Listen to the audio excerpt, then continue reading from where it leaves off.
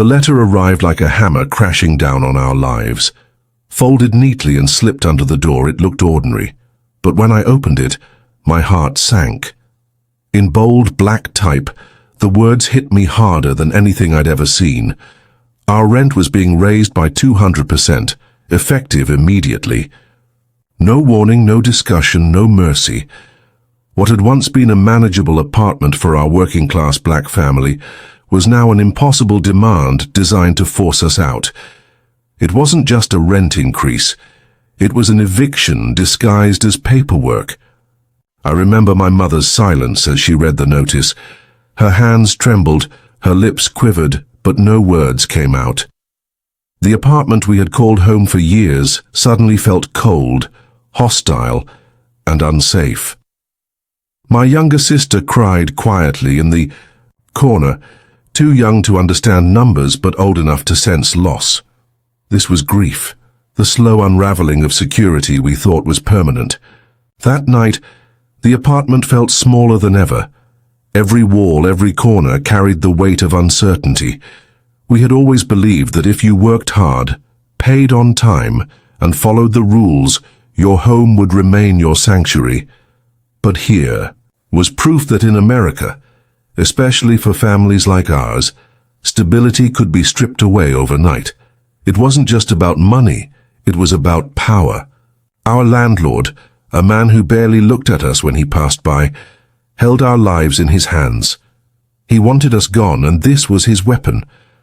My mother tried to stay strong, but I saw the tears she wiped away when she thought no one was looking.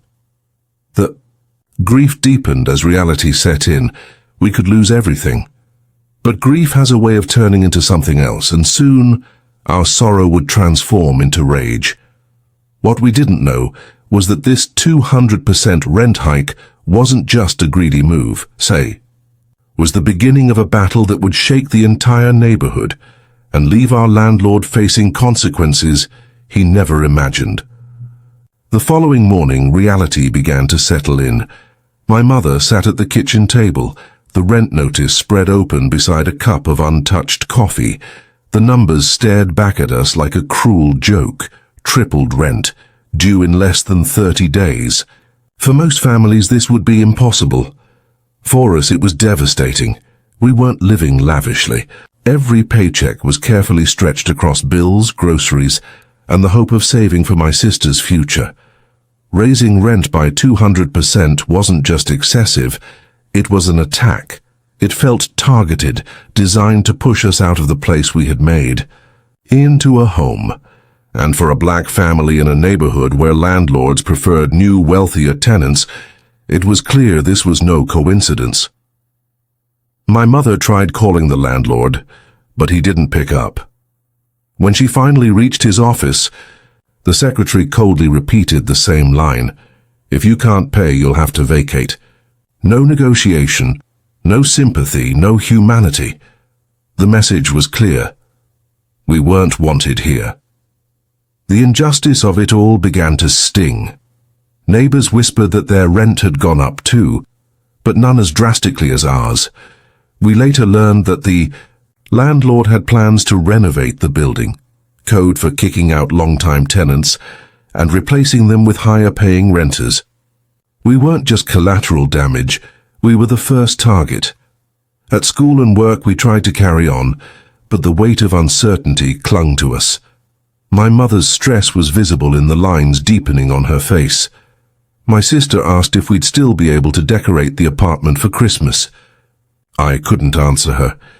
How could I explain that greed was stealing even the smallest joys from us?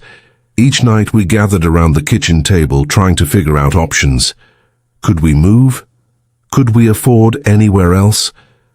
The city's rent, prices had skyrocketed, and the neighborhoods we could afford were miles away, far from schools and jobs.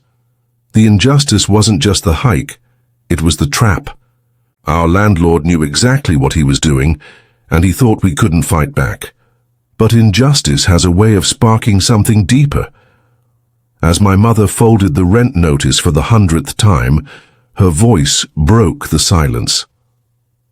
We're not going to let him win.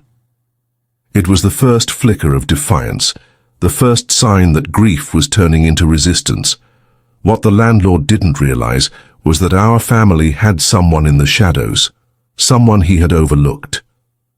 My uncle, a seasoned attorney, was about to enter the picture, and once he did, the landlord's carefully laid plans would begin to unravel. The news of our landlord's outrageous rent hike began spreading beyond our kitchen table. At first, it was whispers in the hallway, other tenants mentioning their rent going up too, though none as extreme as ours.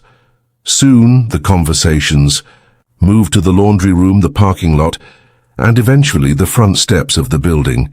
People were scared, angry, and uncertain, but one thing was clear. This wasn't just about us. The landlord was targeting everyone, and we were his test case. For years, our building had been a quiet, diverse community, families who looked out for each other, who shared meals and babysat each other's kids. But now, that sense of security was dissolving. Tenants compared notices, and the pattern became undeniable. The landlord was pushing out long-term residents, especially families of color and lower-income households, to make room for wealthier tenants who could pay double or triple the rent. The injustice fueled tension. Neighbors who once waved politely now gathered in clusters, their voices rising with frustration. Some wanted to protest, others were terrified of retaliation. And through it all, the landlord stayed silent, hiding behind his office door and carefully worded letters. My mother, usually quiet and reserved, found herself becoming a voice of reason and strength. She began talking openly with neighbors, urging them to keep records and to save every notice and letter. She reminded them that what was happening wasn't just unfair, it was illegal. Still, the pressure weighed heavily. Nights were restless, filled with worry about what would happen if we couldn't pay. My sister began having trouble sleeping, waking from nightmares where we were dragged out of our home. I felt anger building in me like a storm, anger at the injustice, at the helplessness, at watching my family suffer while a greedy landlord profited. Then, one afternoon, the escalation became visible. A moving truck pulled up in front of the building, and a family we'd known for years carried their belongings out in silence. They couldn't keep up with the new rent, and rather than fight, they had been forced out. Watching them drive away sent a chill through all of us. If it could happen to them, it could happen to anyone. But the landlord had underestimated the community's resilience. That night, neighbors gathered in our apartment, sitting shoulder to shoulder in the living room. For the first time, the fear was mixed with something stronger: unity. My mother spoke passionately, and others followed, each sharing their stories of intimidation and impossible demands. We weren't just victims anymore, we were witnesses to a larger scheme. And in the corner of the room sat my uncle, quiet but listening carefully. His sharp eyes took in every detail, every letter, every story. What the landlord didn't know was that with each word spoken that night, a case was building against him, one that would soon turn his empire upside down. By the end of that meeting, it was no longer a question of if we would fight back. It was only a matter of how. And the landlord was about to find out what happens when a community, armed with the law, refuses to back down. The night of that tenant gathering marked a shift in our story. For weeks, fear had hung over the building like a storm cloud, but now something else stirred in its place: resolve. My uncle, who had remained mostly silent until then, finally cleared his throat and spoke with a calm authority that instantly commanded the room. He wasn't just family. He was a seasoned attorney with years of courtroom battles behind him. And as he laid out what the landlord was doing, it became clear this wasn't just immoral, it was unlawful. He explained that landlords couldn't legally raise rent by such an extreme percentage overnight, especially not without notice or justification. Even worse, Targeting families based on race or income could be considered discrimination under federal housing laws. Suddenly, the scattered frustration of our neighbors found direction. We weren't powerless, we had rights, and my uncle was ready to help us fight for them. The very next morning, the energy in our building changed. Neighbors who once kept their heads down now carried copies of rent notices tucked under their arms like weapons. My uncle began collecting evidence, letters, emails, and testimonies from tenants who had been pressured, threatened, or forced out. He built a case brick by brick, while my mother helped organize meetings and spread awareness. But the landlord didn't back down. He responded with threats, letters warning of eviction for those who refused to comply. He even tried sending private security to intimidate tenants into silence. Instead of scaring us, it only strengthened our resolve. Every heavy-handed tactic became another piece of evidence for my uncle to use. The turning point wasn't just legal, it was emotional. My sister, who had been quietly suffering, began to smile again, watching neighbors rally together in ways we'd never seen before. Children played in the courtyard with a renewed sense of safety, while adults strategized late into the night. The landlord had tried to divide us, but instead he had united us. Then came the boldest move yet. My uncle filed a formal lawsuit on behalf of the tenants. The document accused the landlord of unlawful rent hikes, harassment, and discriminatory practices. It was the first real blow, and word of it spread quickly. Local news outlets began calling, curious about the story of one greedy landlord facing off against an entire building. The spotlight was turning, and for the first time, the landlord found himself on the defensive. But he wasn't finished. In retaliation, he posted notices across the property, declaring that legal action would not stop evictions. The message was clear. He was prepared to push harder, even if it meant breaking the law outright. What he didn't realize was that the very threats he used to scare us were now working against him. With the lawsuit filed and the media watching, his empire of intimidation was starting to crack. And soon he would discover just how dangerous it was to underestimate the power of a family armed with the truth, and a lawyer who happened to be their own blood. Once the lawsuit was filed, the landlord's grip on the building began to slip. For months he had relied on fear and intimidation to keep tenants quiet, but now the silence was broken. Our community had found its voice, and with my uncle leading the charge, that voice was louder than ever. The fight wasn't confined to court papers. It spilled into the streets, into City Hall, and onto local news broadcasts. Reporters began showing up, cameras in hand, interviewing tenants who had endured harassment and impossible rent hikes. For the first time, the landlord's name was being spoken publicly, not as a powerful figure in the neighborhood, but as a greedy man exploiting vulnerable families. The more he tried to hide, the more the spotlight followed him. Neighbors who once whispered in hallways now marched together, carrying signs that demanded justice. My mother stood at the front of those marches, her voice strong as she told our story. She spoke not just about numbers on a notice, but about dignity, about fairness, and about the right to have a home without being priced out by greed. Her words resonated, and soon people outside our building began paying attention. Local tenant rights groups reached out, offering resources and support. What had started as one family struggle was now becoming a movement. The landlord grew desperate. He tried to retaliate by cutting off basic services. Sudden maintenance delays left hallways unlit and heating systems failing in the dead of winter. But every time he tried to make life unbearable, my uncle documented it, adding to the growing list of violations. His attempts to break us only tightened the noose around his own neck. Meanwhile, the legal battle intensified.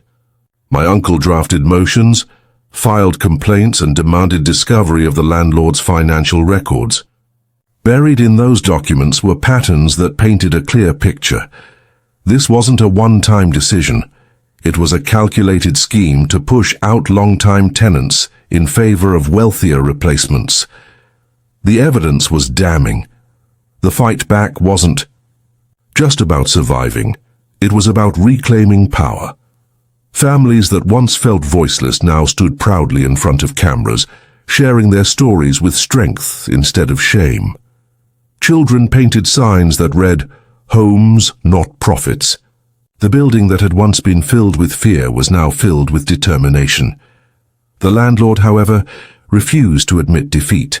He hired expensive lawyers, tried to delay proceedings, and even attempted to settle quietly with a handful of tenants. But no one was backing down.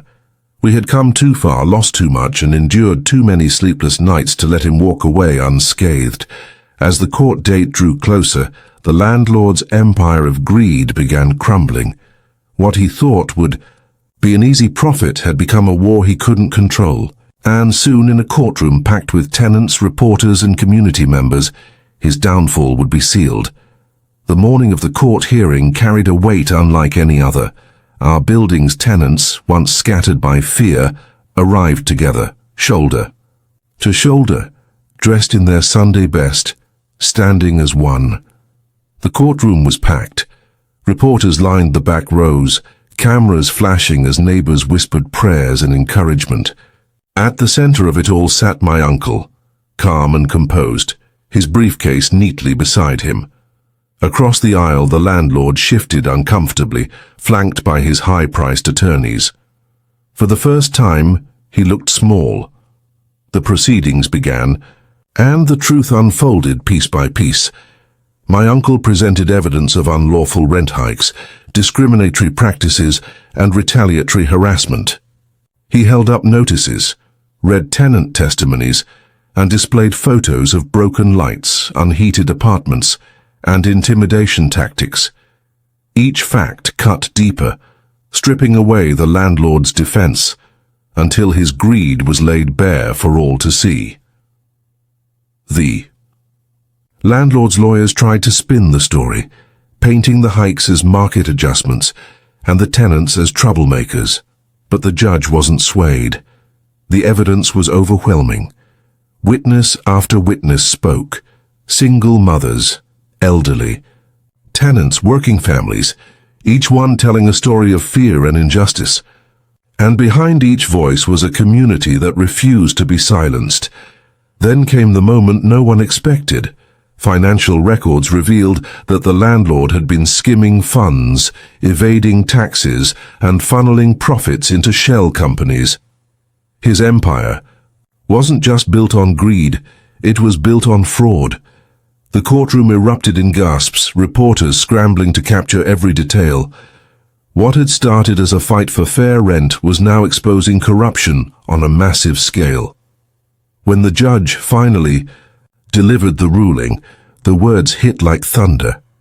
The landlord was found guilty of unlawful practices, ordered to roll back the rent hikes, and forced to pay damages to every tenant he had wronged. But it didn't stop there. With fraud charges looming, his properties were seized, and the very building he tried to profit from was turned over to a management company committed to affordable housing. For the first time in months, we could breathe. Relief washed over us as tears streamed down faces in the gallery. My mother held my sister close, whispering promises of a stable home at last. Neighbors embraced one another, their unity cemented by the battle we had fought together. And the landlord. He left the courtroom not as a powerful figure, but as a man stripped of everything, his wealth, his influence, and his pride. Greed had made him ruthless, but justice had made him homeless. As we walked out of the courthouse into the sunlight, the cameras followed, capturing not just a story of revenge, but a story of resilience. We had faced grief, injustice, and fear, but in the end we found empowerment and justice. And our victory was proof that when a community stands together, even the mightiest oppressor can fall. The shed of secrets may have closed on this chapter, but the echoes of justice delivered will linger forever. This was today's secret. Every shed hides a secret, but remember, the shed never stays quiet for long. Until next time, Secret Shed Stories.